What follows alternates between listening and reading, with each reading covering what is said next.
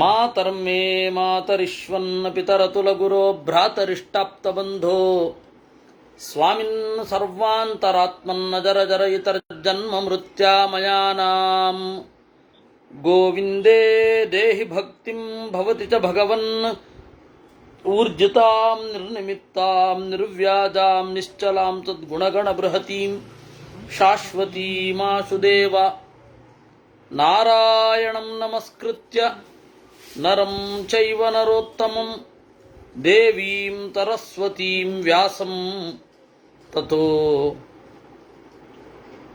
ಜಯಮುದೀರಯೇ ವಿಜಾನತಾಂ ಅವಿತ್ತಸ್ಯ ಮಧ್ವಸ್ಯ ಜಗತಿ ಗುರೋಃ ಪೂರ್ವಾಚಾರ್ಯಮಹಿಷ್ಠಾನಾಂ ಇಯಂ ಪ್ರಣತಿಮಾಲಿಕಾ.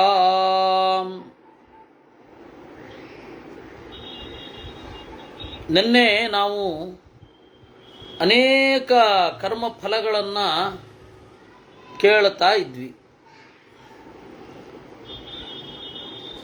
ಅದರಲ್ಲಿ ಒಂದು ಪಾರ್ವತಿ ಕೇಳ್ತಾಳೆ, ಕೆಲವರು ಅತ್ಯಂತ ದೌರ್ಭಾಗ್ಯವಂತರಿರ್ತಾರೆ, ಭೋಗ ಇರುತ್ತೆ ಅವರಿಗೆ, ಆದರೆ ದೌರ್ಭಾಗ್ಯರು ಇರ್ತಾರೆ. ಇದ್ಯಾವ ಕರ್ಮದಿಂದ? ತದಹಂ ತೇ ಪ್ರವಕ್ಷ್ಯಾಮಿ ಶೃಣು ಸರ್ವಂ ತಮಾಹಿತಾ ಯೇ ಪುರಾ ಮನುಜಾ ದೇವಿ ಸ್ವದಾರೇಶ್ವನಪೇಕ್ಷಯ. ಹೇಳ್ತೇನೆ ಕೇಳು. ಯಾರು ಕಟ್ಟಿಕೊಂಡ ಹೆಂಡತಿಗೆ ಮೋಸ ಮಾಡಿ, ಇನ್ನೊಮ್ಮೆ ಕೇಳಿಸಿಕೊಳ್ಳಿ, ಕಟ್ಟಿಕೊಂಡ ಹೆಂಡತಿಗೆ ಮೋಸ ಮಾಡಿ ಯಥೇಷ್ಟ ವೃತ್ತಯಃ, ತಮ್ಮ ಇಚ್ಛೆ ಬಂದ ಹಾಗೆ ತಿರುಗಾಡಿಕೊಂಡು ಯಾರಿರ್ತಾರೆ, ನಿರ್ಲಜ್ಜಾಹ ವೀತ ಸಂಭ್ರಮಾಹ, ಲಜ್ಜೆಯೇ ಇಲ್ಲದಂತೆ, ನಾನು ಮಾಡ್ತಾ ಇರೋದು ತಪ್ಪು ಅಂತನ್ನುವ ಸಂಕಟವೂ ಇರದಂತೆ, ಪರೇಶಾಂ ವಿಪ್ರಿಯಕರಾಹ, ಬೇರೆಯವರಿಗೆ ಅಪ್ರಿಯವನ್ನೇ ಮಾಡ್ತಾ, ನಿರಾಶ್ರಯಾಹ ನಿರಾನ್ನಾದ್ಯಾಹ ಸ್ತ್ರೀಣಾಂ ಹೃದಯ ಕೋಪನಾಹ, ಹೆಣ್ಣು ಮಕ್ಕಳಿಗೆ ಹೊಟ್ಟೆ ಉರಿಸುವವರು, ವಿಪರೀತವಾಗಿ ಹೊಟ್ಟೆ ಉರಿಸುವವರು ಏನಿರ್ತಾರೆ, ಅವರು ಒಳ್ಳೆ ಭೋಗದಿಂದ ಕೂಡಿರ್ತಾರೆ, ಆದರೆ ಭೋಗಿಸ್ಲಿಕ್ಕಾಗಲ್ಲ. ಒಳ್ಳೆ ಭೋಗ ಸಾಮಗ್ರಿ ಎಲ್ಲ ಇರುತ್ತೆ, ಆದರೆ ಭೋಗಿಸ್ಲಿಕ್ಕಾಗಲ್ಲ. ಇದು ಇರುವಂತಹದ್ದು. ಅದರಿಂದಾಗಿ ನಾವು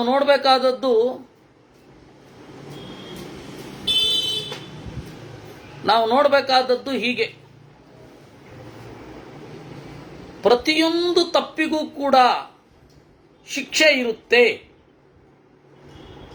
ಹೊರಗಿನ ನ್ಯಾಯಾಲಯ ಅಷ್ಟು ಶಿಕ್ಷೆ ಕೊಡ್ಲಿಕ್ಕೆ ಆಗೋದೇ ಇಲ್ಲ.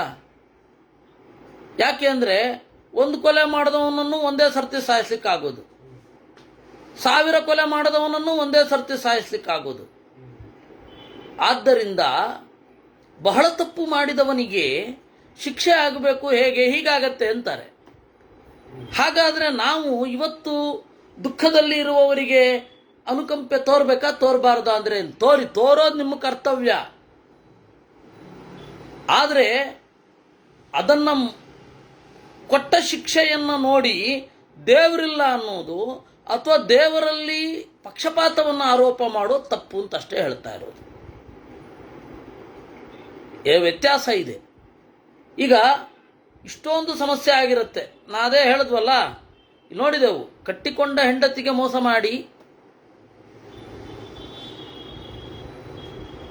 ಯಥೇಷ್ಟ ವೃತ್ತಯ, ಖುಷಿ ಬಂದ ಹಾಗೆ ಬದುಕ್ತಾ, ನಾಚಿಕೆ ಇಲ್ಲದೆ, ತಪ್ಪು ಅಂತನ್ನುವ ಆತಂಕವೂ ಇರದೆ ಯಾರು ಓಡಾಡ್ತಾ ಇರ್ತಾರೆ, ಅವರಿಗೆ ಭೋಗ ಇರುತ್ತೆ, ಅದನ್ನು ಅನುಭವಿಸ್ಲಿಕ್ಕಾಗಲ್ಲ. ಅದರಿಂದಾಗಿ ಇದರಿಂದ ಏನು ತಗೊಳ್ಬೇಕು? ಕಟ್ಟಿಕೊಂಡ ಹೆಂಡತಿಗೆ ಮೋಸ ಮಾಡಬಾರದು ಅಂತ. ಭಗವನ್ನ ದೇವದೇವೇಶ ವಾಸ್ತವವಾಗಿ ಇದನ್ನೆಲ್ಲ ಕೇಳಲಿಕ್ಕೆ ಬರ್ತಾರಲ್ಲ ಅವರೆಲ್ಲ ಇದನ್ನ ಮಾಡದೇ ಇರೋರೇ ಬಂದಿರ್ತಾರೆ. ಈಗ ಮಹಾಭಾರತ ಕೇಳಬೇಕು ಅಂತ ಮನಸ್ಸು ಬರುವವರಿಗೆ ಈ ದೋಷಗಳಿತ್ತು ಅಂತಂದ್ರೆ ಬರೋದೇ ಇಲ್ಲ. ಆದ್ರೆ ಯಾಕೆ ಹೇಳಬೇಕು ಅಂತಂದ್ರೆ ಜನ್ಮ ಜನ್ಮಾಂತರದಲ್ಲಿ ಈ ತರಹದ ಬುದ್ಧಿ ಕೊಡದೇ ಇರ್ಲಪ್ಪ ಅಂತ ಹೇಳಬೇಕಾಗತ್ತೆ. ಯಾಕೆಂದ್ರೆ ಇಲ್ಲಿ ಬಂದು ಕೇಳ್ತಾ ಇರುವವರು, ಹೇಳ್ತಾ ಇರುವವರು ಎಲ್ಲರಿಗೂ ಕೂಡ ಒಂದು ಪೂರ್ವದ ಸಂಸ್ಕಾರ ಇದೆ. ಇನ್ಫ್ಯಾಕ್ಟ್ ನಾನು ಮತ್ತೆ ಮತ್ತೆ ಹೇಳ್ತಾ ಇರ್ತೇನೆ, ನಮ್ಮ ತಂದೆ ತಾಯಿಗಳು ಒಳ್ಳೆ ಜೀವನ ಶೈಲಿಯಲ್ಲಿ ಬದುಕಿದ್ದಾರೆ ಅನ್ನೋದಕ್ಕೆ ಏನು ಪ್ರೂಫ್ ಅಂದರೆ ನಾವಿವತ್ತೆಲ್ಲ ಕೂತ್ ಶಾಸ್ತ್ರ ಓದ್ತಾ ಇರೋದು, ಮಹಾಭಾರತವನ್ನು ನೋಡ್ತಾ ಇರೋದು. ಹಾಗಾದ್ರೆ ಯಾರಿಗಿದು? ನಮಗೇನೆ. ಯಾಕೆ? ಜನ್ಮ ಜನ್ಮಾಂತರಗಳಲ್ಲಿ ಈ ಥರದ ಸಂಸ್ಕಾರ ಬರದೇ ಇರಲಿ ಅಂತ. ಭಗವನ್ನ ದೇವದೇವೇಶ ಮಾನುಷೇಶ್ವಪಿ ಕೇಚನ ಜ್ಞಾನ ವಿಜ್ಞಾನ ಸಂಪನ್ನ ಬುದ್ಧಿಮಂತೋ ವಿಚಕ್ಷಣಾ ದುರ್ಗತಾಸ್ತು ಪ್ರದೃಶ್ಯಂತೆ ಯತಮಾನ ಯಥಾವಿಧಿ ಕೇನ ಕರ್ಮ ವಿಪಾಕೇನ ತನ್ಮೇ ಚಂಸಿತಮರ್ಹತಿ. ಉಮೆ ಪಾರ್ವತಿ ಕೇಳ್ತಾ ಇದ್ದಾಳೆ, ಮನುಷ್ಯರಲ್ಲಿಯೂ ಕೂಡ ಜ್ಞಾನದಿಂದಲೂ ವಿಜ್ಞಾನದಿಂದಲೂ ಕೂಡಿರುವ ಬುದ್ಧಿಮಂತರು ಅಂತ ಯಾರಿದ್ದಾರೆ, ವಿಚಕ್ಷಣರು ಅಂತ ಯಾರಿದ್ದಾರೆ, ಅವರು ಪ್ರಯತ್ನ ಪಡ್ತಾ ಇದ್ದಾಗಲೂ ಕೂಡ ಒಳ್ಳೆ ಗತಿಯನ್ನು ಹೊಂದುವಲ್ಲ. ಅವರಿಗೆ ಜ್ಞಾನ ಇದೆ, ವಿಜ್ಞಾನವೂ ಇದೆ, ಜೀವನ ಇಡೀ ಕಷ್ಟಪಡ್ತಾ ಇರ್ತಾರೆ. ಯಾಕೆ ಇದು? ಆಗ ರುದ್ರದೇವರು ಹೇಳ್ತಾರೆ, ಜ್ಞಾನ ಬುದ್ಧಿಯುತರಾಗಿದ್ದರೂ ಕೂಡ ಅವರು ಎಲ್ಲ ಶಾಸ್ತ್ರಶ್ರವಣ ಮಾಡಿದ್ದರೂ ಕೂಡ ಭೃಶಂ ಆತ್ಮಪರಾಯಣ, ಕೇವಲ ತನ್ನ ಬಗ್ಗೆ ಮಾತ್ರ ಯೋಚನೆ ಮಾಡ್ತಾ ಇರ್ತಾರೆ.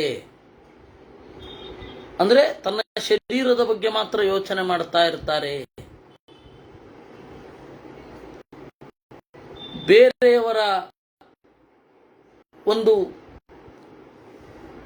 ಆತ್ಮಪರಾಯಣರಾಗಿ ಬೇರೆಯವರಿಗೆ ಗೌರವವನ್ನು ಕೊಡದೆ ಬೇರೆಯವರನ್ನ ಅವಮಾನ ಮಾಡುತ್ತಾ ಯಾರು ಹೋಗ್ತಾ ಇರ್ತಾರೆ ಅವರಿಗೆ ಜ್ಞಾನ ವಿಜ್ಞಾನದ ಜನ್ಮದಲ್ಲಿ ಮುಂದುವರಿಯುತ್ತೆ.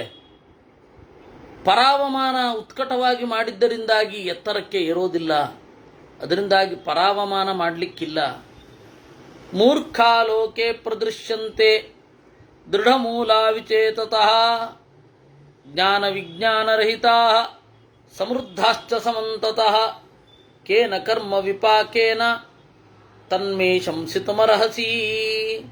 ಅದಕ್ಕೆ ಉಮೆ ಕೇಳ್ತಾ ಇದ್ದಾಳೆ, ಸ್ವಾಮಿ ರುದ್ರದೇವರೇ, ಲೋಕದಲ್ಲಿ ಬಹಳ ಮುಟ್ಟಾಳರು ಇರ್ತಾರೆ. ಮೂರ್ಖ ಅಂದರೆ ನಮ್ಮ ಕಡೆ ಹೇಳ್ತಾರಲ್ಲ, ಓ ಅಂದರೆ ಠೋ ಅನ್ಲಿಕ್ಕೆ ಬರಲ್ಲ ಅಂತ. ಓ ಅಂದರೆ ಯಾಕೆ ಠೋ ಅನ್ಬೇಕೋ ನನಗೆ ಗೊತ್ತಿಲ್ಲ, ಆದರೆ ಒಂದು ಪರಿಭಾಷೆ ಬಂದ್ಬಿಟ್ಟಿದೆ, ಓ ಅಂದರೆ ಠೋ ಅನ್ಲಿಕ್ಕೆ ಬರಲ್ಲ ಅಂತ. ಅಂತಹ ಮೂರ್ಖರು, ಆದರೆ ಅವ್ರ ಬೇರು ಗಟ್ಟಿಯಾಗಿ ಇರುತ್ತೆ, ದೃಢಮೂಲ. ಒಂದು ಒಳ್ಳೆಯ ವಿಕಾಸ ಇರಲ್ಲ, ಜ್ಞಾನ ಇರಲ್ಲ, ವಿಜ್ಞಾನ ಇರಲ್ಲ, ಆದರೆ ಸಮೃದ್ಧ ಜೀವನದಲ್ಲಿ ಯಾವತ್ತೂ ಕೊರತೆ ಅನ್ನೋದಿರಲ್ಲ ಅವ್ರಿಗೆ. ಇದು ಯಾಕೆ? ಯಾಕೆಂದರೆ ಜೀವನದಲ್ಲಿ ಸುಖ ಸಿಗೋದು, ಜೀವನದ ರಸವನ್ನು ಆಸ್ವಾದನೆ ಮಾಡೋದು ಜ್ಞಾನ ವಿಜ್ಞಾನಗಳಿದ್ದಾಗ. ಜೀವನದಲ್ಲಿ ರಸವನ್ನು ಆಸ್ವಾದನೆ ಮಾಡೋದು ಜ್ಞಾನ ವಿಜ್ಞಾನಿಗಳಿದ್ದಾಗ. ಜ್ಞಾನ ಹಾಗೂ ವಿಜ್ಞಾನ ಇರಲ್ಲ, ಆದರೆ ಪರಮ ಮೂರ್ಖರು ಜೀವನ ಇಡೀ ಚೆನ್ನಾಗಿ ಕಳೀತಾರೆ, ಸಮೃದ್ಧವಾಗಿರ್ತಾರೆ. ಅವ್ರು ಏನು ಕೇಳಿದ್ರು ಇಲ್ಲ ಅನ್ನಲ್ಲ. ಏನದು? ಯೇ ಪುರಾ ಮನುಜಾದೇವಿ ಬಾಲಿಚ ಅಪಿತರ್ವತಃ ಸಮಾಚರಂತಿ ದಾನಾನಿ ದೀನಾನುಗ್ರಹ ಕಾರಣಾತ್. ಆಗ ರುದ್ರದೇವರು ಹೇಳ್ತಾರೆ, ಯಾರು ಬಾಲಿಶರಾಗಿರ್ತಾರೆ, ಜ್ಞಾನದ ಬಗ್ಗೆ ಲಕ್ಷ್ಯ ಇರಲ್ಲ, ಕರ್ಮಕ್ಕೆ ಜ್ಞಾನ ಗಮ್ಯ ಅಂತಾನೆ ಅನ್ಕೊಂಡಿರಲ್ಲ.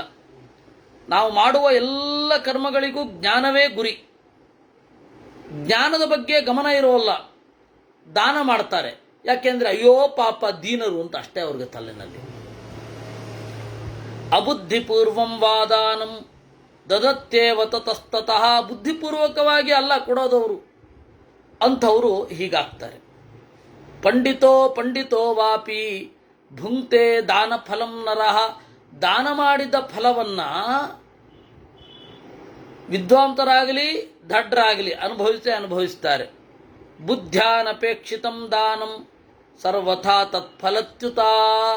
ಆದರೆ ಆ ದಾನ ಫಲ ಕೊಡಬೇಕು ಅಂತಂದ್ರೆ ಏನು ಮಾಡಬೇಕು ಅಂದರೆ ಬುದ್ಧಿಪೂರ್ವಕವಾಗಿ ಇರಬೇಕು. ಅಂದರೆ ಜ್ಞಾನ ಬೇಕು ನನಗೆ ಅಂತ ಹೇಳಿ ದಾನ ಕೊಟ್ಟರೆ, ಜ್ಞಾನ ಬೇಕು ಅಂತ ಕರ್ಮವನ್ನು ಮಾಡಿದರೆ, ದಾನ ಅಂದರೆ ಕೆರೆ ಕಟ್ಟೆ ಕಟ್ಟಿಸೋದು, ಬಾವಿ ತೋಡಿಸೋದು, ಮರಗಳನ್ನು ನಡೆಸೋದು, ಗವೋತ್ಸರ್ಗ ಎಲ್ಲ. ಉಮಾ ಭಗವನ್ನ ದೇವದೇವೇಚ ಮಾನುಚೇಷು ಚ ಕೇಚನ ಮೇಧಾವಿನ ಶ್ರುತಿಧರಾ ಭವಂತಿ ವಿಶದಾಕ್ಷರಾ.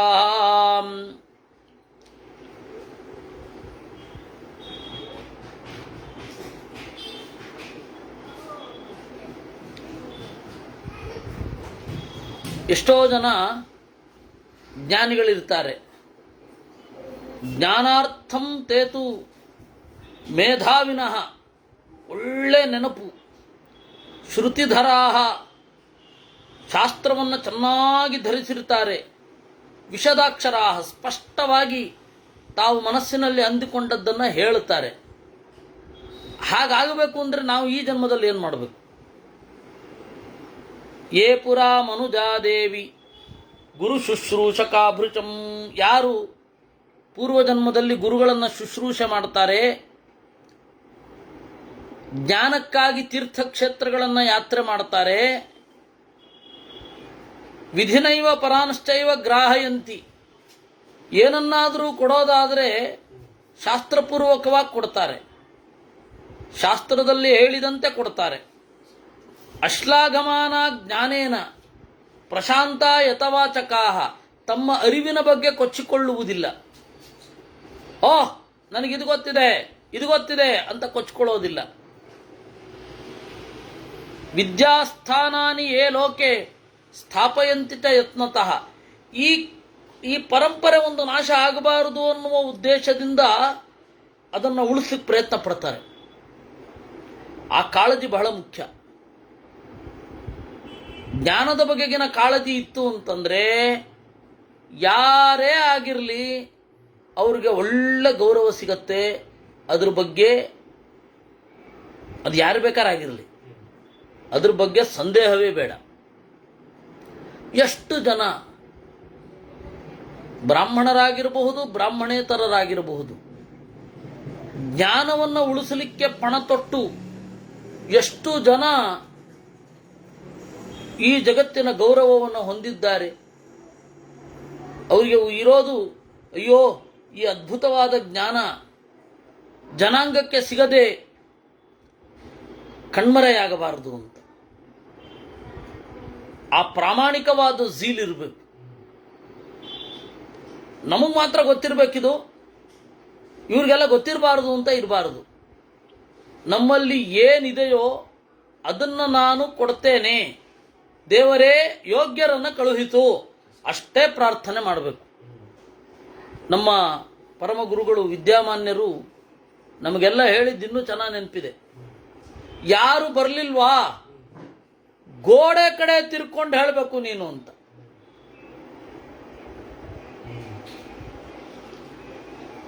ಗೋಡೆಗೆ ತಿರುಗಿಕೊಂಡು ಹೇಳಬೇಕು.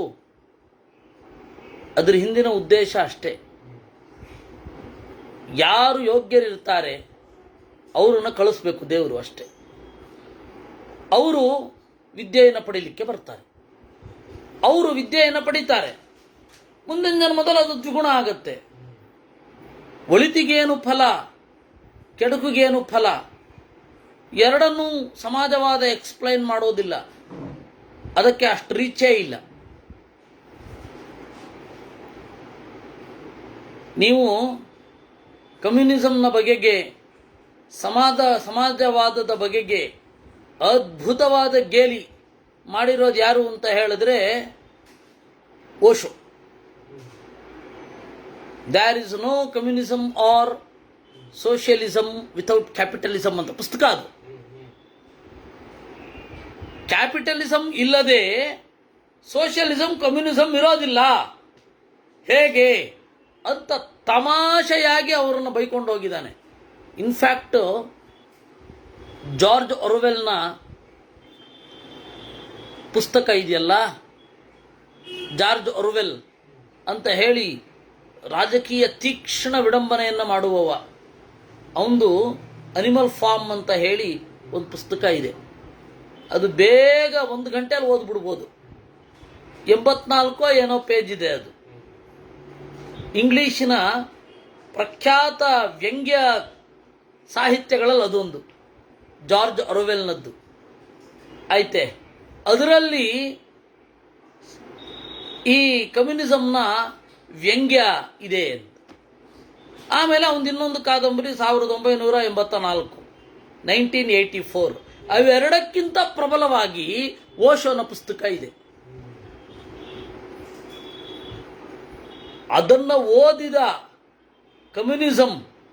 ಕಮ್ಯುನಿಸ್ಟ್, ಅದನ್ನು ಓದಿದ ಸೋಷಿಯಲಿಸ್ಟ್ ಆತ್ಮಹತ್ಯೆ ಮಾಡ್ಕೊಳ್ಳದೆ ಇರಲಾರ ಅಂತ ನನ್ನ ದೃಢವಾದ ನಂಬಿಕೆ. ಅಲ್ಲ, ಇಲ್ಲಿ ತನಕ ಯಾರು ಆತ್ಮಹತ್ಯೆ ಮಾಡ್ಕೊಂಡಿಲ್ಲ ಅಂದರೆ ಓದಿಲ್ಲ ಅಂತ ಅಷ್ಟೇ ಅರ್ಥ. ಯಾಕೆ ಹೇಳ್ತಾ ಇದ್ದೀನಿ ನಾನು ಅಂದರೆ, ಸೋಷಿಯಲಿಸಮ್ ಎಲ್ಲಿ ವಿಫಲವಾಗುತ್ತೆ, ಈಗ ಮಾಡಿದ ಒಳ್ಳೆಯ ಕೆಲಸಕ್ಕೆ ಮುಂದೆ ಫಲ ಇದೆಯೋ ಇಲ್ವೋ. ಸದಾಶಿವನಗರ ಗೊತ್ತಾ ನಿಮಗೆ? ಸದಾಶಿವನಗರಕ್ಕೆ ಯಾಕೆ ಸದಾಶಿವ ಅಂತ ಹೆಸರು ಬಂತು? ಸದಾಶಿವ ಕಾರ್ನಾಡ್ ಅಂತ ಹೇಳಿ ಒಬ್ಬರು ಮಹಾನುಭಾವರಿದ್ದರು. ಸಮಗ್ರ ಆಸ್ತಿಯನ್ನು ದಾನ ಮಾಡಿಬಿಟ್ರು ಅವರು ಪಡುಕೋಣೆಯವರು. ಪಡುಕೋಣೆ ಅಂತ ಒಂದು ಊರು.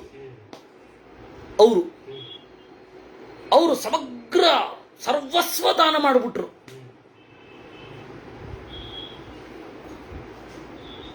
ಏನು ಪ್ರಯೋಜನ? ಅವ್ರನ್ನ ನೆನಪಿಸ್ಕೊಳ್ಳೋರು ಕೂಡ ಯಾರೂ ಇಲ್ಲ ಇವತ್ತು ಅವರು ನೆನಪಿಸ್ಕೊಳ್ಳಿಕ್ಕೂ ಯಾರೂ ಇಲ್ಲ. ಅಲ್ಲಿ ಇರೋರಿಗೆ, ಅಲ್ಲಿರೋ ಕಳ್ಳರಿಗೆ ಯಾರಿಗೂ ಗೊತ್ತಿರಲ್ಲ.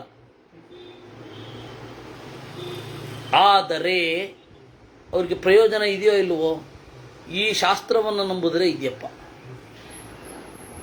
ಇಲ್ಲಿಯ ಭರವಸೆ ಇಟ್ಟುಕೊಂಡು ಯಾರಾದರೂ ಒಳಿತಿಗೆ ಏನು ಪ್ರಯೋಜನ, ಯಾಕೆ ಒಳ್ಳೇದು ಮಾಡಬೇಕು ಅಂತ ಕೇಳಿದ್ರು ಉತ್ತರ ಇಲ್ಲ. ಈ ಶಾಸ್ತ್ರಕ್ಕೇನೆ ಬರಬೇಕು. ಅಪರೇ ಮಾನುಚಾದೇವ ಯತಂತೋಪಿ ಯತಸ್ತತಃ ಬಹಿಷ್ಕೃತ ಪ್ರದೃಶ್ಯಂತೆ ಶ್ರುತ ವಿಜ್ಞಾನ ಬುದ್ಧಿತಃ ಖೇನ ಕರ್ಮ ವಿಪಾಕೇನ ತನ್ಮೇ ಶಂಸಿತುಮರ್ಹಸಿ. ಇನ್ನು ಕೆಲವರು ಇರ್ತಾರೆ ಮನುಷ್ಯರು, ಎಷ್ಟೇ ಪ್ರಯತ್ನ ಪಟ್ಟರೂ ಅವರಿಗೆ ಬುದ್ಧಿ ಹುಟ್ಟಲ್ಲ. ಬಹಿಷ್ಕೃತ ಪ್ರದೃಶ್ಯಂತೆ ಜ್ಞಾನ ವಿಜ್ಞಾನ ಶ್ರುತ ವಿಜ್ಞಾನ ಬುದ್ಧಿತಃ. ಏನೇ ಪ್ರಯತ್ನ ಪಟ್ಟರೂ ಶಾಸ್ತ್ರ ಅವರಿಗೆ ಒಲಿಯೋದಿಲ್ಲ.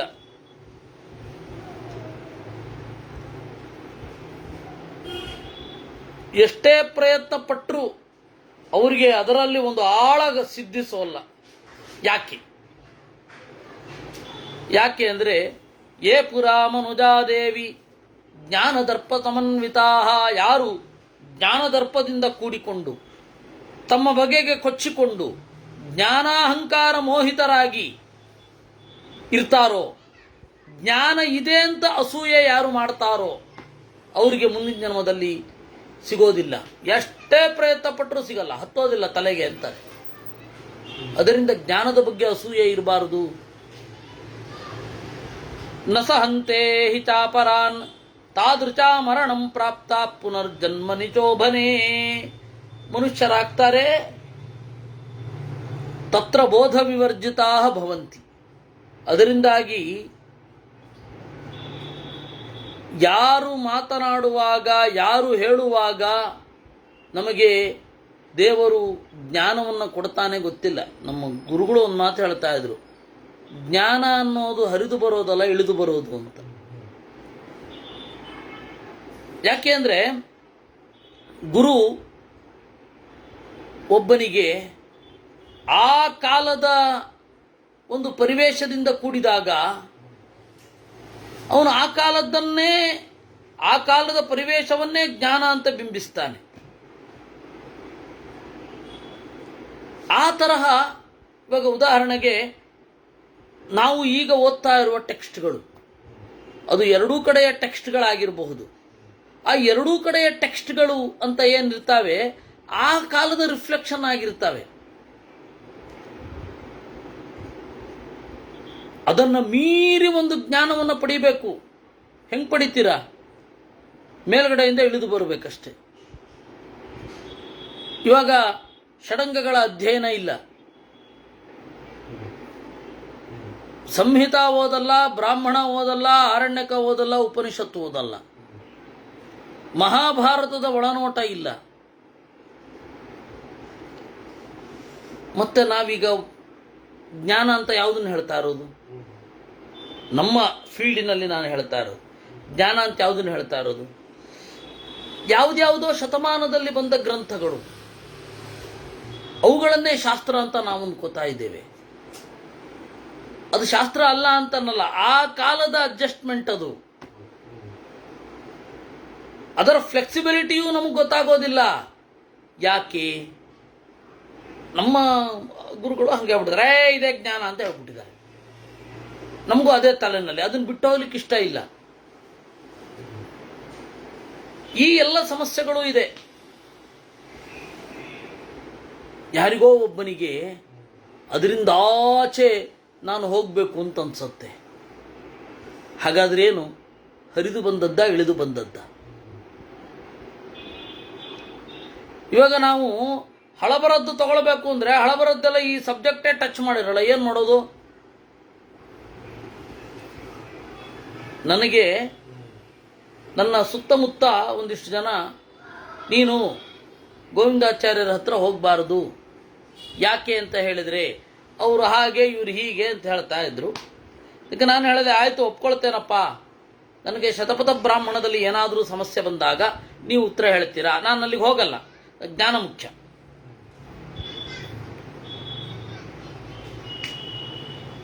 ಅದೆಂಗಾಗತ್ತೆ? ಸರಿ, ನೀವು ಯಾರಿಗೆ ರೆಫರ್ ಮಾಡ್ತೀರೋ ಅವ್ರಿಗೆ ಹೋಗ್ತೀವಿ, ಸಿಗ್ತಾರೆ ನಮಗೆ. ಅದೂ ಇಲ್ಲ. ಮತ್ತೆ ಈಗ ಇರುವ ಏಕೈಕ ಸೋರ್ಸ್ ಅದೊಂದೇ, ಹೋಗ್ತಾ ಇದ್ದೀನಿ. ನೀವು ಆ ಜ್ಞಾನವನ್ನು ಬೇರೆಯವ್ರಿಗೆ ಕೊಡಿ ಅಂತ ಕೇಳಿ. ನಾನೇನು ಅವ್ರ ಹತ್ರ ಹೋಗಿ ಅದನ್ನು ಪಾಠ ಕೇಳ್ತಾ ಇಲ್ಲ, ಆದರೆ ನನಗೆ ಸಮಸ್ಯೆ ಬಂದರೆ ಉತ್ತರ ಕೊಡೋರು ಒಬ್ರು ಬೇಕು. ಅದಕ್ಕಾಗಿ ಸಮಯ ತೆಗೆದಿಡಬೇಕು.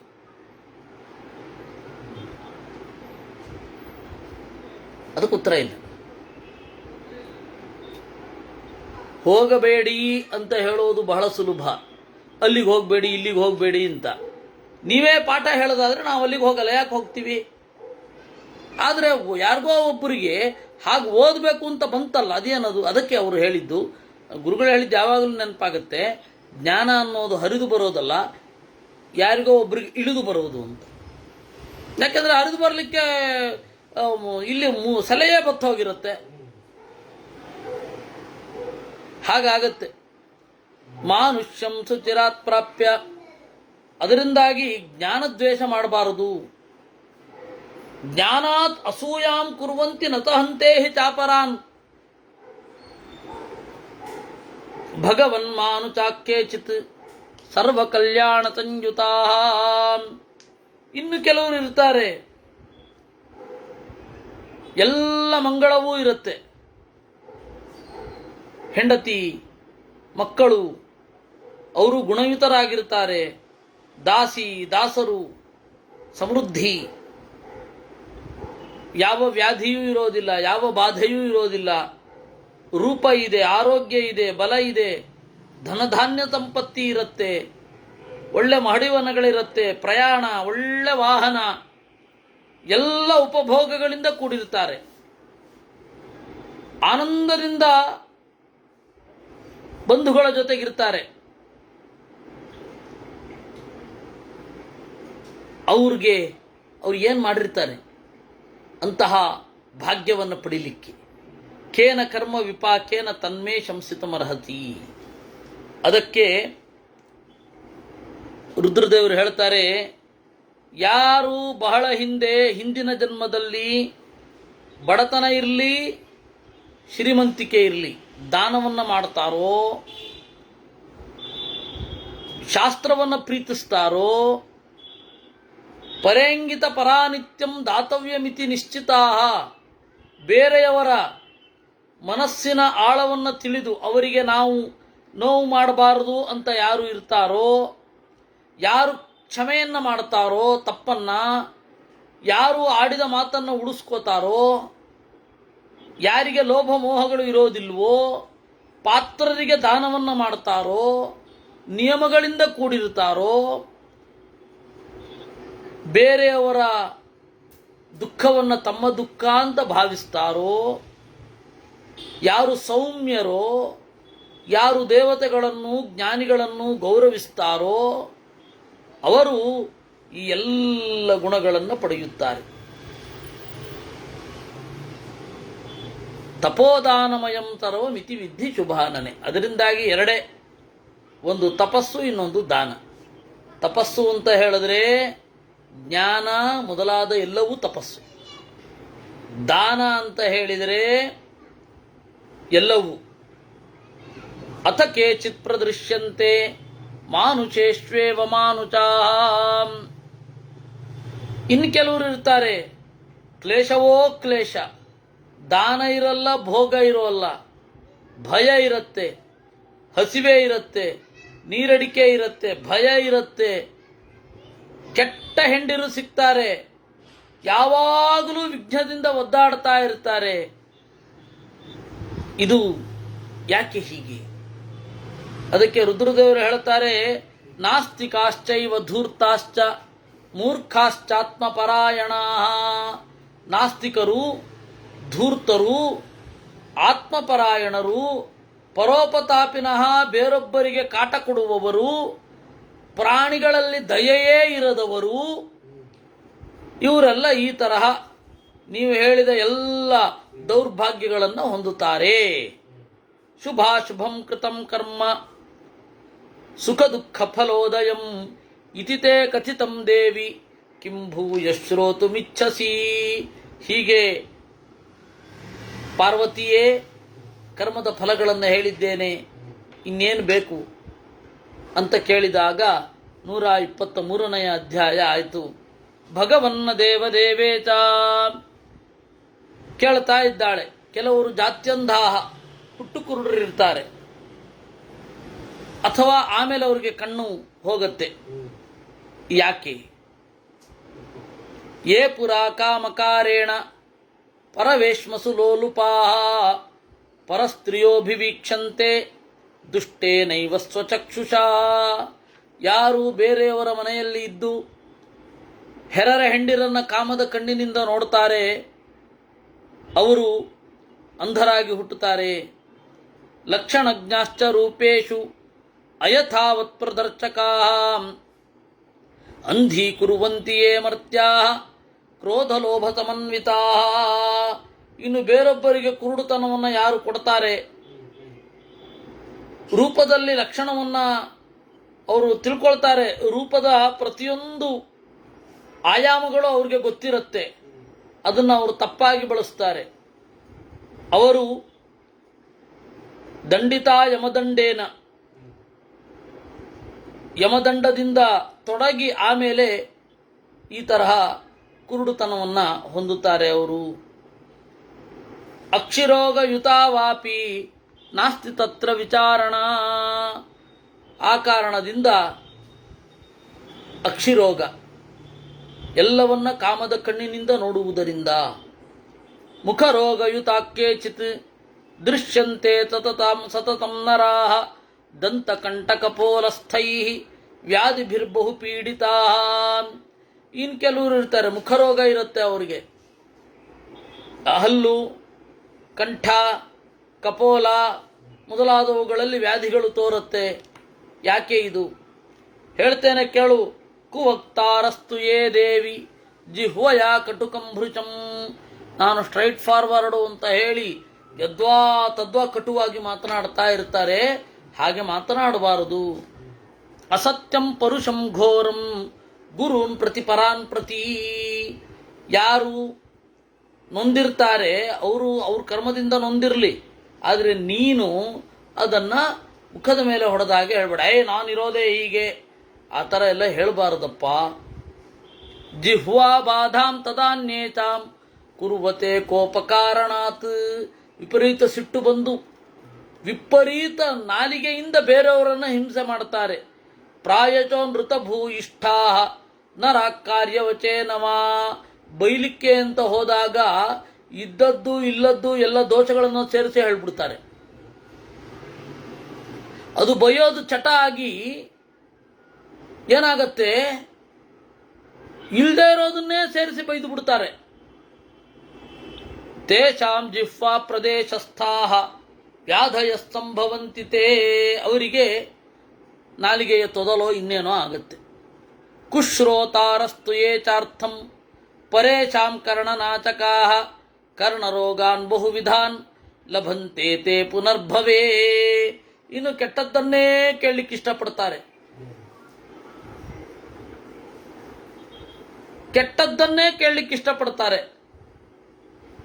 ಅಂಥವರು ಕರ್ಣರೋಗಾನ್ ಬಹುವಿಧಾನ್, ಕಿವಿಯ ರೋಗಗಳನ್ನು ಹೊಂದುತ್ತಾರೆ. ದಂತರೋಗ, ಶಿರೋರೋಗ, ಕರ್ಣರೋಗಾಸ್ತಥೈವ ಚ ಅನ್ಯೇ ಮುಖಾಶ್ರಿತಾದೋಚಾಹ ಸರ್ವೇ ಚಾತ್ಮಕೃತಂ ಫಲಂ. ಈ ತರಹದ ಯಾವುದೇ ರೋಗ ಇದ್ರೂ ಹೀಗೆ. ಉಮಾ ಪೀಡ್ಯಂತೆ ತತತಂ ದೇವ ಮಾನುಷೇಷ್ವೇವ ಕೇಚನ ಕುಕ್ಷಿ ಪಕ್ಷಾಶ್ರಿತೈರ್ದೋಷೈಃ ವ್ಯಾಧಿಭಿಶ್ಚೋದರಾಶ್ರಿತೈಃ. ಅದಕ್ಕೆ ಅವಳು ಪಾರ್ವತಿ ಕೇಳ್ತಾಳೆ, ಹಾಗಾದರೆ ಹೊಟ್ಟೆಯ ದೋಷ ಯಾವುದರಿಂದ? ತೀಕ್ಷ್ಣವಾದ ನೋವು ಯಾಕೆ ಬರುತ್ತೆ? ಯೇ ಪುರಾ ಮನುಜಾದೇವಿ ಕಾಮಕ್ರೋಧವಚಾಭೃಚಂ ಆತ್ಮಾರ್ಥಮೇವ ಚಾಹಾರಂ ಭುಂಜತೆ ನಿರಪೇಕ್ಷಕಾ. ಯಾರು ತಮಗಾಗಿ ಮಾತ್ರ ಊಟ ಮಾಡಿಕೊಳ್ತಾರೆ, ಯಾರು ಪಂಕ್ತಿ ಭೇದವನ್ನು ಮಾಡ್ತಾರೆ, ನಾವು ತಿನ್ನಬೇಕಾದ್ರೆ ಬೇರೆ ಬೇರೆ ಅಂದರೆ ಚೆನ್ನಾಗಿರೋದು, ಬೇರೆಯವರು ತಿನ್ನಬೇಕಾದ್ರೆ ಅದನ್ನು ಕೊಡದೇ ಇರೋದು, ಹಾಗೆ ಮಾಡ್ತಾರೆ. ದೇವರ ದಯದಿಂದ ನಾನು ಅಂಥವ್ರನ್ನ ನೋಡಿಲ್ಲ. ಆ ದೃಷ್ಟಿಯಲ್ಲಿ ನಾನು ಭಾಗ್ಯವಂತ. ನಮ್ಮ ಪರಿಸರದಲ್ಲಿ ನಾನು ಆ ತರಹದವ್ರನ್ನ ನೋಡಲಿಲ್ಲ. ಎಲ್ಲರೂ ಅವ್ರು ಏನು ತಿಂತಾರೆ ಅದಕ್ಕಿಂತ ಉತ್ಕೃಷ್ಟವಾದದ್ದನ್ನು ಬೇರೆಯವರು ಕೊಡೋರನ್ನ ನೋಡಿದ್ದೀನಿ ವಿನಃ ತಮಗೆ ಯೋಗ್ಯವಾದದ್ದನ್ನು ಇಟ್ಟುಕೊಂಡು ಬೇರೊಬ್ಬರಿಗೆ ಕಳಪೆಯಾದ್ದನ್ನು ಕೊಡುವವರನ್ನ ನಾನು ನೋಡಿಲ್ಲ. ಅಭಕ್ಷ್ಯಾಹಾರ ದಾನೈಶ್ಚ ವಿಶ್ವಸ್ಥಾನಾಂ ವಿಷಪ್ರದಾಹ. ಇನ್ನು ಅಭಕ್ಷ್ಯಾಹಾರ ದಾನೈಶ್ಚ, ತಿನ್ನಲಿಕ್ಕೆ ಯೋಗ್ಯವಲ್ಲದೆ ಇರೋದನ್ನು ಬೇರೆಯವ್ರಿಗೆ ಕೊಡೋದು. ಹಾಗೆ ಮಾಡ್ತಾರಂತೆ ಕೆಲವರು. ಇವಳು ನನ್ನ ಹೆಂಡತಿ ಹೇಳ್ತಾ ಇದ್ಲು, ನಾನೊಬ್ಬರನ್ನ ನೋಡ್ತಾ ಇದ್ದೆ, 2 ಸರ್ತಿ ಟೀ ಮಾಡಿ ತೆಗೆದ ಪುಡಿಯನ್ನ ಟೀ ಮಾಡಿ ಕೆಲಸದವರು ಕೊಡೋದು ಅಂತ. 2 ಸರ್ತಿ ಟೀ ಮಾಡಿರೋದು, ಅದು ಕೂಡ ಆ ತರಹ. ಹಾಗೆ ಮಾಡಬಾರದು. ಶಾಸ್ತ್ರ ಅದನ್ನು ಪ್ರಿಫರ್ ಮಾಡೋಲ್ಲ. ನೀವು ಏನು ತಿಂತೀರಾ ಅದರದ್ದೇ ತರಹದ ಕ್ವಾಲಿಟಿ ಬೇರೆಯವ್ರಿಗೆ ಕೊಡಬೇಕು ತಿನ್ನೋದು. ಅಭಕ್ಷ್ಯಾಹಾರ ದಾನೈಶ್ಚ. ಆಮೇಲೆ ವಿಶ್ವಸ್ಥಾನಾಂ ವಿಷಪ್ರದಾಹ. ವಿಷ, ಈ ಕಂಪ್ನಿಯವ್ರನ್ನೆಲ್ಲ ನೋಡಿದ್ರೆ ಅದು ಏನೇನು ಅವ್ರಿಗೆ ಯಾವ ರೀತಿ ಹೊಟ್ಟೆ ನೋವು ಬರುತ್ತೋ ಗಾಬರಿ ಆಗುತ್ತೆ. ಒಂದು ಆಹಾರ, ನಮ್ಮ ಪ್ರಾಚೀನ ಭಾರತದ ಪದ್ಧತಿಯಲ್ಲಿ ಒಂದು ಆಹಾರ ಎಷ್ಟು ಮುಗ್ಧವಾಗಿ ನೋಡ್ತೇವೆ ನಾವು ಭಾರತೀಯರು. ಆದರೆ ಅವ್ರಿಗೆ ಒಂದು ವಿಷವನ್ನು ಕ್ರಮಬದ್ಧವಾಗಿ ಉಣಿಸುವ ಒಂದು ಟೆಕ್ನಾಲಜಿಯನ್ನು, ಒಂದು ತಂತ್ರವನ್ನು ಅವರು ಕಾರ್ಪೊರೇಟ್ ಅಂತ ಹೇಳಿ ಕರೆದು, ಗ್ಲೋಬಲೈಸ್ ಅಂತ ಹೇಳಿ ಕರೆದು, ಒಂದು ಪೆಪ್ಸಿಯನ್ನು ಕೊಡೋದೇನಿದೆ, ಕೋಕಾ ಕೋಲಾವನ್ನು ಕೊಡೋದೇನಿದೆ, ಇವುಗಳನ್ನೆಲ್ಲ ನೋಡ್ತಾ ಇದ್ದರೆ ಅವುಗಳಿಗೆ ಎಂಥದಿದು. ಅದಕ್ಕೆ ಇವ್ರು ಕೊಡೋದು ಎಷ್ಟು ಚೆನ್ನಾಗಿ ಅವರು ತೋರಿಸ್ತಾರೆ ಅಂದರೆ, ನೀವು ಇದನ್ನು ಕುಡಿದ್ರೆ ಏನೋ ಆಗ್ಬಿಡತ್ತೆ ಅಂತ. ಅಪ್ಪ, ನೀರು ಕುಡಿಯೋದು ಯಾಕೆ? ಬಾಯಾರಿಕೆ ಹೋಗಲಿಕ್ಕೆ ಅಷ್ಟೇ. ಜ್ಯೂಸ್ ಕುಡಿಯೋದು ಯಾಕೆ? ಆ ಶಕ್ತಿ ಬರಲಿಕ್ಕಷ್ಟೇ. ಅಷ್ಟೇ ವಿನಃ ನೀವು ಇದಕ್ಕಾಗಿ ಎಲ್ಲಿಂದಲೋ ಹಾರಬೇಕು, ಎಲ್ಲಿಂದಲೋ ಹಾರಿ ಬೀಳುವ ಬಿದ್ದು ಕುಡಿಯುವ ಇದು ಏನಿದು? ಇದು ಒಂದು ಒಂದು ಸಣ್ಣ ಆಹಾರವನ್ನ ಅದು ಅತ್ಯಂತ ಪ್ರೀತಿಯಿಂದ ಕೊಡಬೇಕಾದ್ದನ್ನು ಏನ್ ಮಾಡ್ಲಿಕ್ಕೆ ಹೊರಟಿದ್ದಾರೆ ಇವರು? ಅಭಕ್ಷ್ಯಾಹಾರ ದಾನೈಶ್ಚ ವಿಶ್ವಸ್ಥಾನಾಂ ವಿಷಪ್ರದಾಹ. ಇವರು ಒಳ್ಳೇದು ಕೊಡ್ತಾರೆ ಅಂತ ಹೇಳಿ ನಂಬಿಕೊಂಡು ಕುಡಿದವರಿಗೆ ವಿಷವನ್ನು ಕೊಡುವವರು. ವಿಶ್ವಸ್ಥಾನಾಂ ವಿಷಪ್ರದಾಹ. ಅವನು ಯಾರೋ ಒಬ್ಬ ಕನ್ಸ್ಯೂಮರ್ ಕೋರ್ಟಲ್ಲಿ ಒಂದು ಕೇಸ್ ಇದೆ. ಅವನು ಯಾರೋ ಒಬ್ಬ ರೆಡ್ ಸ್ಟಿಂಗ್ ಅಂತನ್ನುವ ಒಂದು ಪಾನೀಯವನ್ನು ಕುಡಿತಾ ಇದ್ದಂತೆ. ಅದರಲ್ಲಿ ರೆಕ್ಕೆ ಬರುತ್ತೆ ಅಂತ ತೋರಿಸ್ಬಿಟ್ಟಿದಾರಂತೆ. ನಾನು ಕುಡಿತಾ ಇದ್ದೀನಿ, ರೆಕ್ಕೆನೇ ಬಂದಿಲ್ಲ ಅಂತ ಕೇಸ್ ಹಾಕಿದಾನಂತವನು. ಆದ್ರೆ ಈ ವಿಶ್ವಸ್ಥಾನಾಂ ವಿಷಪ್ರದಾಹ ಅಲ್ವಾ ಇವೆಲ್ಲ. ಅಭಕ್ಷ್ಯ ಭಕ್ಷದಾಶ್ಚೈವ ಶೌಚಮಂಗಲವರ್ಜಿತಾ ಮಾಂಸಯುಕ್ತ ಸಮಾಚಾರ ಪುನರ್ಜನ್ಮನಿ ಚೋಭನೆ. ಈ ತರಹ ಎಲ್ಲ ಉಗ್ರವಾಗಿ ಮಾಡುವವರು ಏನ್ ಮಾಡ್ತಾರೆ? ಅವರು ಈ ತರಹ ಮಾಡ್ತಾರೆ, ವ್ಯಾಧಿ ಪೀಡಿತರಾಗ್ತಾರೆ. ದೃಶ್ಯಂತೆ ಸತತಂ ದೇವ ವ್ಯಾಧಿಭಿರ್ಮೇಹನಾಶ್ರಿತೈ. Red bull ಪೀಡ್ಯಮಾನಾಸ್ತಥಾ ಮರ್ತ್ಯಾ ಅಶ್ಮರಿ ಶರ್ಕರಾದಿಭಿ. ಹಾಗಾದ್ರೆ ಇನ್ನು ಮೇಹನಾಶ್ರಿತೈ, ವಿಸರ್ಜನೇಂದ್ರಿಯದಲ್ಲಿ ಸಮಸ್ಯೆ, ಅದಕ್ಕೆ ಅವ್ರಿಗೆ ಯಾಕೆ ಬರುತ್ತೆ? ಅದೇ ಅದೇ ಅದೇ ಅದೇ ಈ ಕಿಡ್ನಿ ಸ್ಟೋನು, ಆಮೇಲೆ ಅದೇ ಈ ತರದ್ದೆಲ್ಲ ಸಮಸ್ಯೆಗಳು, ಕೆಳಗಡೆಗೆ ಸಂಬಂಧಪಟ್ಟ ದೋಷಗಳು. ಯಾಕೆ ಇದು? ಇದು ಕಾಮದೋಷದಿಂದ ತಿರ್ಯಗ್ಯೋನಿಗಳಲ್ಲಿ ಯಾರು ತೊಡಗುತ್ತಾರೆ ಅವರು ತಿರ್ಯಗ್ಯೋನಿಷು ಧೂರ್ತಾವೈ ಮೈಥುನಾರ್ಥಂ ಚರಂತಿ. ಕಾಮದೋಷೇಣ ಯೇ ಧೂರ್ತಾ ಕನ್ಯಾತು ವಿಧವಾಸು ಚ ಬಲಾತ್ಕಾರೇಣ ಗಚ್ಚಂತಿ ರೂಪದರ್ಪ ಸಮನ್ವಿತಾ. ಬಲಾತ್ಕಾರ ಮಾಡುವವರು, ಈ ತರಹದ ವಿಕೃತವಾದ ಕಾಮ, ಪರ್ವರ್ಟೆಡ್ ಅಂತ ಹೇಳ್ತಾರಲ್ಲ, ವಿಕೃತ ಅಂತನ್ನೋದಕ್ಕೆ ಪರ್ವರ್ಟೆಡ್ ಅನ್ನೋದಕ್ಕೆ ಒಂದಕ್ಕೊಂದು ಮ್ಯಾಚ್ ಆಗೋದಿಲ್ಲ. ಪ್ರಾಚೀನ ಭಾರತದಲ್ಲಿ ವಿಕೃತ ಅಂತಂದ್ರೆ ಪರಿಷ್ಕೃತ ಅಂತ. ವಿಕೃತ ಅನ್ನೋದು ಇತ್ತೀಚೆಗೆ ಉಮೇಶ್ ರೆಡ್ಡಿಯಿಂದ ಆಮೇಲೆ ಕಾಯಿನ್ ಆದ ಪದಗಳು. ಮೊದಲು ವಿಕೃತ ಅಂದ್ರೆ ಪರಿಷ್ಕೃತ ಅಂತ. ಇಲ್ಲಿ ಅದನ್ನ ಯಾವುದನ್ನು ಬಳಸೋಲ್ಲ, ಇಷ್ಟೇ ಹೇಳೋದು. ನಾವು ಅದೇ ಪದವನ್ನೇ ಬಳಸೋಣ. ಯಾರು ಪರ್ವರ್ಟೆಡ್ ಆಗಿ ಇರ್ತಾರೆ, ಅವರು ಪರ್ವರ್ಟೆಡ್ ಯಾರಿರ್ತಾರೆ ಅವರಿಗೆ ಮೇಹನಸ್ಥೈಹಿ, ಈ ತರಹದ ದೋಷಗಳೆಲ್ಲ ಬರುತ್ತೆ. ಭಗವನ್ಮಾನು ಚಾಕ್ಯೇಚಿತ್ ದೃಶ್ಯಂತೆ ಶೋಷಣ ಕೃತಾ ಕೇನ ಕರ್ಮ ವಿಪಾಕೇನ ತನ್ಮೇ ಚಂಚಿತಮರ್ಹಸಿ.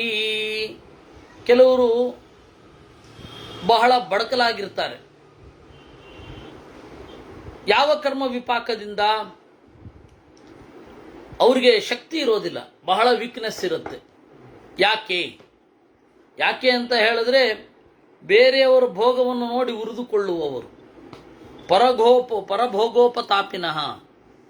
ಇನ್ನು ಸ್ವಾದಗೃದ್ಧಾಶ್ಚ, ಸಿಹಿಯಾದದ್ದೆಲ್ಲ ನನಗೇ ಬೇಕು ಅಂತ.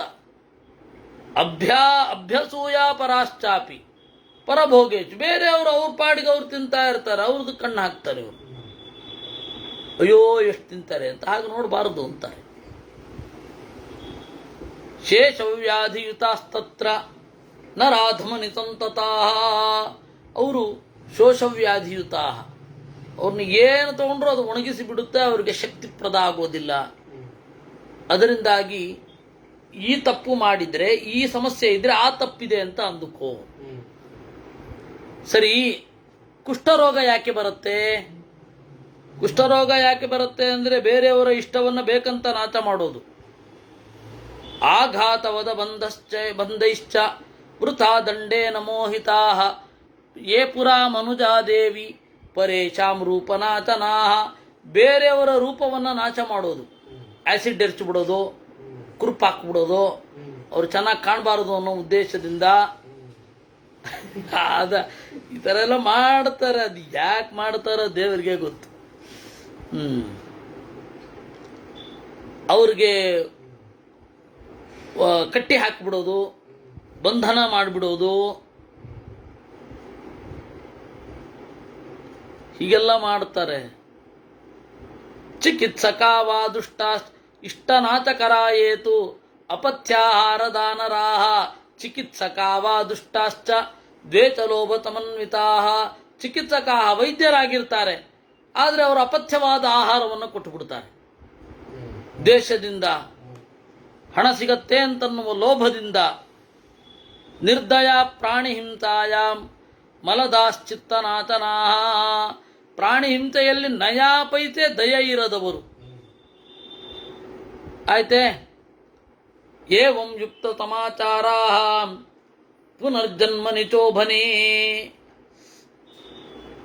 ಅವರು ಈ ತರಹದ ದುಃಖದಿಂದ ಕೂಡಿರುತ್ತಾರೆ. ಮತ್ತೆ ಇವರೆಲ್ಲ ವ್ರಣ, ಕುಷ್ಠ, ತ್ವಗ್ದೋಷ, ಕುಷ್ಠದಿಂದ ಕೂಡಿರ್ತಾರೆ. ಭಗವನ್ಮಾನುಚಾಕ್ಯೇಚಿತ್ ಅಂಗಹೀನಾಶ್ಚ ಪಂಗವಃ ಕೇನ ಕರ್ಮ ವಿಪಾಕೇನ ತನ್ಮೇ ಚಂಚಿತಮರ್ಹಸಿ. ಎಲೈ ದೇವನೇ, ಸದಾಶಿವನೇ, ಅಂಗಹೀನರಾಗಿರ್ತಾರಲ್ಲ ಯಾಕೆ? ನಾವು ತಮಾಷೆ ಮಾಡಬಾರದು ಅಂಗಹೀನರನ್ನ, ಕರೆಕ್ಟ್. ಆದ್ರೆ ಅಂಗಹೀನರು ಯಾಕೆ ಆಗ್ತಾರೆ? ಪ್ರಾಣಿಗಳಿಗೆ ಯಾರು ಹಿಂಸೆ ಕೊಟ್ಟು ಅಂಗವಿಘ್ನವನ್ನು ಮಾಡಿರ್ತಾರೆ ಅವರು. ಪ್ರಾಣಿಗಳಿಗೆ ಹಿಂಸೆಯನ್ನು ಕೊಟ್ಟು ಅದನ್ನ ನೋಡ್ತಾರೆ, ಛೇದನ ಮಾಡ್ತಾರೆ. ಶಸ್ತ್ರೇಣೋತ್ಕೃತ್ಯವಾ ದೇವಿ ಪ್ರಾಣಿನಾಂ ಚೇಷ್ಟನಾಚಕಾಹ. ಪ್ರಯೋಗ ಮಾಡ್ತಾ ಇದಿಲ್ದೆ ಹೋದ್ರೆ ಹೇಗಿರುತ್ತೆ, ಇದಿಲ್ದೆ ಹೋದ್ರೆ ಹೇಗಿರುತ್ತೆ, ಇದಿಲ್ದೆ ಹೋದ್ರೆ ಹೇಗಿರುತ್ತೆ ಅಂತ ನಡೀತಾ ಇರ್ತಾರೆ. ಅವರೆಲ್ಲ ಇದು ಕುಂಟರು, ಅಂಗಹೀನರು ಆಗ್ತಾರೆ. ಹುಟ್ಟ ಕಾಲಿರದವರು. ಭಗವನ್ಮಾನುಚಾಕ್ಯೇಚಿತ್ ಗ್ರಂಥಿ ಬಿಪ್ಪಿಲಕೈಸ್ತಥಾ ಕ್ಲಿಶ್ಯಮಾನ ಪ್ರದೃಶ್ಯಂತೆ ತನ್ಮೇ ಚಂಚಿತುಮರ್ಹಸಿ. ಅಲ್ಲ, ಕೆಲವರಿಗೆ ಗಂಟು, ಮೈತುಂಬ ಗಂಟು, ಪಿಲಕ ಅಂತ ಕರೀತಾರೆ. ಒಳಗಡೆ ಗೆಡ್ಡೆ, ಪಿಲಕ ಅಂತ ಕರೀತಾರೆ. ಪಿಲಕ ಅಂದ್ರೆ ಒಳಗಡೆ ಗೆಡ್ಡೆ. ಈ ಕತ್ತಿನ ಮೇಲೆ ಹೀಗೆ ಬಂದ್ಬಿಟ್ಟಿರತ್ತೆ. ಯಾಕೆ ಇದು? ಪಿಪ್ಲು ಅಂತ ನಂತರದ ಸಂಸ್ಕೃತದಲ್ಲಿ ಕರೀತಾರೆ. ಪಿಪ್ಲು ಅಂದ್ರೆ ಮುಖದ ಮೇಲಿನ ಚಿಹ್ನೆ ಅಥವಾ ಗೆಡ್ಡೆ.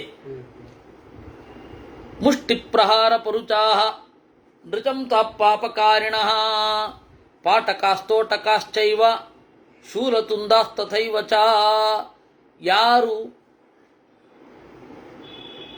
ದೇಹದ ಮೇಲೆ ಪ್ರಹಾರ ಮಾಡಿ ಗ್ರಂಥಿ ಭೇದವನ್ನು ಉಂಟು ಮಾಡ್ತಾರೆ, ಒಳಗಡೆ ಇರುವ ಗಂಟುಗಳನ್ನೆಲ್ಲ ನೋವುಂಟು ಮಾಡ್ತಾರೆ. ಪಾಟಕಾಹ ತೋಟಕಾಶ್ಚೈವ, ಸೀಳೋದು, ಗುದ್ದೋದು, ಇವುಗಳನ್ನು ಬೇರೆಯವರಿಗೆ ಮಾಡ್ತಾ ಇರ್ತಾರೆ, ಬೇರೆ ಯಾರದೋ ಕಾರಣಕ್ಕೆ. ಇಂಥವರೆಲ್ಲ ಹೀಗೆ ಸಂಕಟ ಪಡ್ತಾರೆ. ಭಗವನ್ಮಾನುಚಾಕ್ಯೇಚಿತ್ ಪಾದರೋಗ ತಮನ್ವಿತಾ. ಪಾದರೋಗ ಯಾಕೆ ಬರುತ್ತೆ? ಯಾರು ದೇವತಾ ಸ್ಥಾನವನ್ನ ತಮ್ಮ ಪಾದದಿಂದ ಹೊಡಿತಾರೆ, ತಮ್ಮ ಪಾದದಿಂದ ತುಳಿತಾರೆ. ಜಾನುಭಿ ಪಾರ್ಷ್ಟಿಭಿಶ್ಚೈವ ಪ್ರಾಣಿ ಹಿಂಸಾಂ ಪ್ರಕುರ್ವತೆ. ಗುದ್ದಿ ಮೊಣಕಾಲಿನಿಂದ ಯಾರು ಪಾರ್ಷ್ಟಿಭಿ ತಮ್ಮ ಎಲ್ಲ ಅವಯವಗಳಿಂದ, ಗಂಟುಗಳಿಂದ ಪ್ರಾಣಿ ಹಿಂಸೆಯನ್ನು ಯಾರು ಮಾಡ್ತಾರೆ ಅವರು ಪಾದರೋಗದಿಂದ ಕೂಡ್ತಾರೆ. ಹಾಗೆ ನೋಡಿದ್ರೆ ಆ ಮಸೀದಿಗೆ ದೇವತಾ ವಿಗ್ರಹವನ್ನು ಕತ್ತರಿಸಿ ಹಾಕಿದವರಿಗೆ ಏನೇನು ಅನುಭವಿಸ್ತಾರೋ ನಮಗೆ ಗೊತ್ತಿಲ್ಲ. ಭಗವನ್ಮಾನುಚಾಕ್ಯೇಚಿತ್ ದೃಶ್ಯಂತೆ ಬಹವೋ ಭುವಿ ವಾತಜೈ ಪಿತ್ತಜೈ ರೋಗೈ ಯುಗಪತ್ ಸನ್ನಿಪಾತಕೈ. ಸನ್ನಿ ಬರೋದು ಹೇಗೆ? ಸನ್ನಿ ಅಂತ ಕರೀತಾರೆ, ಹುಚ್ಚಿಡಿದು ಬಿಡುತ್ತೆ. ಅದು ಬೇರೆ ಬೇರೆ ಅವಸ್ಥೆಯಲ್ಲಿ ಸನ್ನಿ ಬರುತ್ತೆ. ಸನ್ನಿ ಆ ತೀವ್ರತೆ ಮನೋರೋಗ. ಸನ್ನಿಪಾತಕ ಅಂದರೆ ಮನೋರೋಗ ಅಂತ. ವಾತದ ರೋಗ, ಪಿತ್ತದ ರೋಗ ಅದೆಲ್ಲ ಯಾಕೆ ಬರುತ್ತೆ? ನಿರಂತರವಾಗಿ ಕಾಡ್ತಾ ಇರುತ್ತೆ. ಯಾವಾಗಲೋ ಒಮ್ಮೆ ಕಾಡೋದುಂಟು, ಆದರೂ ನಿರಂತರವಾಗಿ ಕಾಡ್ತಾ ಇರುತ್ತೆ. ಹೇಳ್ತೇನೆ ಕೇಳು. ಆಸುರ ಭಾವ ಯಾರಿಗಿರುತ್ತೆ ಅವ್ರಿಗೆ. ಯಾರು ತಂದೆ ತಾಯಿಗಳನ್ನೇ ದ್ವೇಷ ಮಾಡ್ತಾರೆ ಅವರು, ಪರರಿಗೆ ದುಃಖವನ್ನು ಕೊಡುವವರು, ಸೀಳ್ತಾ ಹೊಡಿತಾ ಕಾಡಿಸ್ತಾ ಯಾರಿರ್ತಾರೆ ಅವರು. ಕೆಲವರು ಇದು ತೀವ್ರತೆಗೆ ಹೋಗಿ ಯಾವಾಗಲೂ ವಾಂತಿ, ತಿಂದದ್ದೆಲ್ಲ ವಾಂತಿ ಆಗ್ತಾ ಇರುತ್ತೆ. ಕೇಚಿಚ್ಚ ಛರ್ದಿ ಸಂಯುಕ್ತ, ಛರ್ದಿ ಅಂದರೆ ವಾಂತಿ. ಕೆಲವರು ಕಾಮಸಮನ್ವಿತರಾಗಿ ಅತಿಸಾರದಿಂದ, ಜ್ವರದಿಂದ, ಈ ತರಹ ಬೇರೆ ಬೇರೆ ರೋಗಗಳು, ಇವರೆಲ್ಲ ಈ ತರಹ ಮಾಡಿರ್ತಾರೆ. ಅದರಿಂದಾಗಿ ಹೀಗಾಗತ್ತೆ ಅಂತ ಹೇಳ್ತಾರೆ. ಅದಕ್ಕೆ ವಕ್ರಾಂಗರು ಇವರೆಲ್ಲ ಏನು ಪಾಪವನ್ನು ಮಾಡಿರ್ತಾರೆ ಅಂತ ಹೇಳಿದರೆ ಅದಕ್ಕೆ ಒಂದು ಕಾರಣವನ್ನು ಹೇಳ್ತಾರೆ. ಅದನ್ನು ನಾವು ನಾಳೆ ನೋಡೋಣ ಅಂತ ಹೇಳ್ತಾ ಇವತ್ತಿನ ಚಿಂತನೆಯನ್ನು ದೇವರಲ್ಲಿ ಅರ್ಪಿಸೋಣ. ಹೀಗೆ ಮಾಡಲಿಕ್ಕೆ ನಮಗೆ ಬುದ್ಧಿ ಕೊಡದೇ ಇರಲಿ ಅಂತ ಇದನ್ನು ಕೇಳಬೇಕು. ಕೃಷ್ಣಾರ್ಪಣಮಸ್ತು.